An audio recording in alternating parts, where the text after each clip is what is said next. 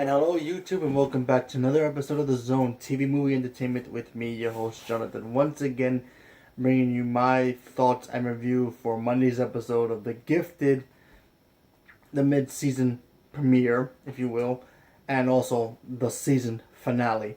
That's right, this is a two-part episode, so I'm going to talk about it as one. So, spoilers if you haven't seen the episode because this is an actual doozy.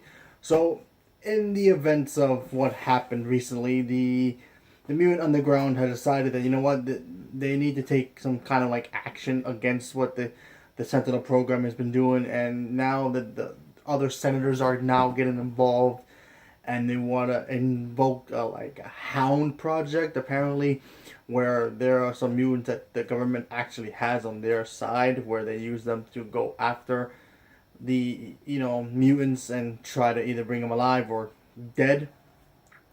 And typical things, they do what they have to do. And of course you have the moments where the team, Andy and Lauren, they feel like one of them feels, oh, we should be Von Strucker, we have to be who we are, because whenever they touch each other, they can do pretty much destructive things, I'll put in that term. And Lauren decides, you know what, listen, I'm afraid of this power. I don't know what we can do with this. We need to practice this and this and that. And then, of course, you have Polaris.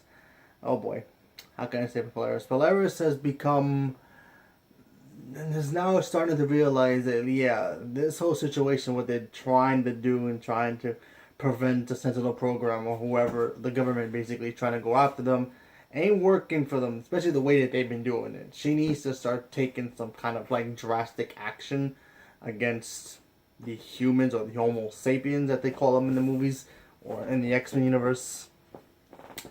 And yeah, she does something where I'm pretty sure she can't come back from. Because in the episode, one of the senators who wants to set up the program, they go and try to stop him, right? Probably knock him out or scare him enough to like, whoa, maybe I shouldn't be getting involved or whatever. So they try to do that. That fails. And then, of course, he ends up escaping to try to, go back to Washington and set this whole program up. And Lona, or Polaris, decides to kill him. And the best way she knows how, of course, she kind of embraces who her father is, and we kind of got little winks of that. Obviously, if you know the comics, or if you know anything about X-Men, Polaris is the daughter of Magneto, the second daughter. And she kills him. She takes down his plane because he was boarding his private jet in a private airfield. She goes there. She has the help from the Frost sisters who help her out. And of course, they are like wondering, like, listen, we gotta do something now. We gotta take him out now.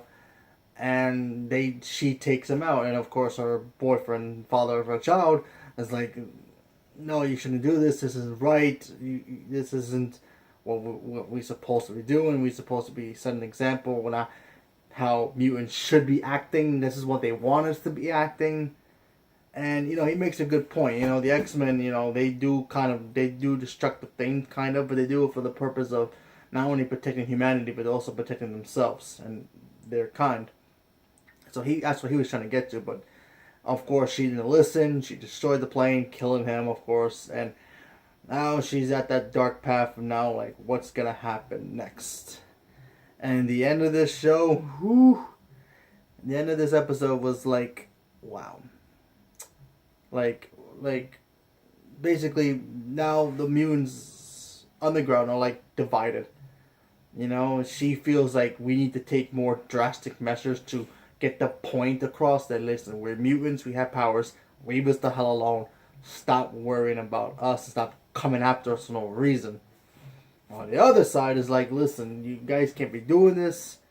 This isn't right. And of course, she decides to take a handful of the mutants to join her in her cause, and basically setting up the Hellfire Club, which was an organization at the time for a bunch of mutants, and they were portrayed in X-Men First Class, where they do things for them benefits as well, especially for the mutants. They're kind of like the Brotherhood of Evil, where Magneto, he does things that suits the mutants, but more risky.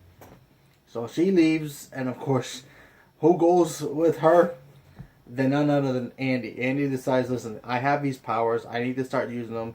These guys ain't gonna stop following us or stop trying to kill us or even lock us up or whatever.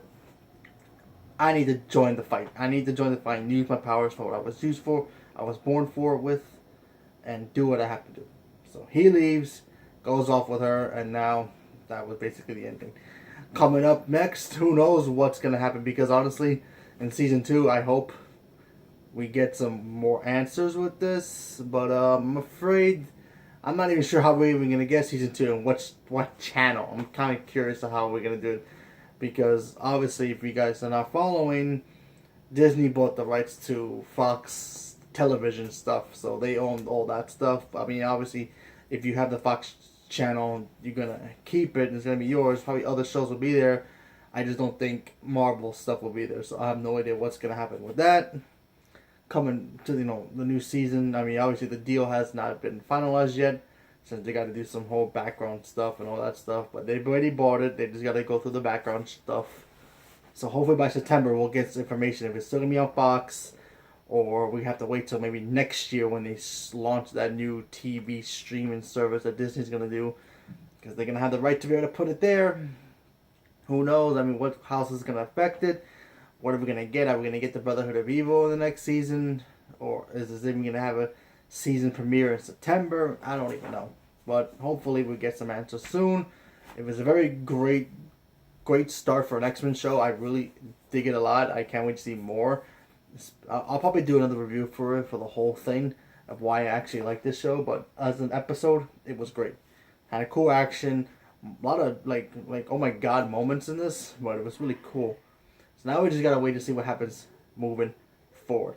So leave me a comment below and let me know what you guys thought about X-Men and X-Men show The Gifted, and what did you guys thought about it? Did you guys liked it? Did you guys thought could be improved? Do you think we should have more X-Men characters in it that we already know? Leave me a comment below and let me know. Thank you very much and have a good day.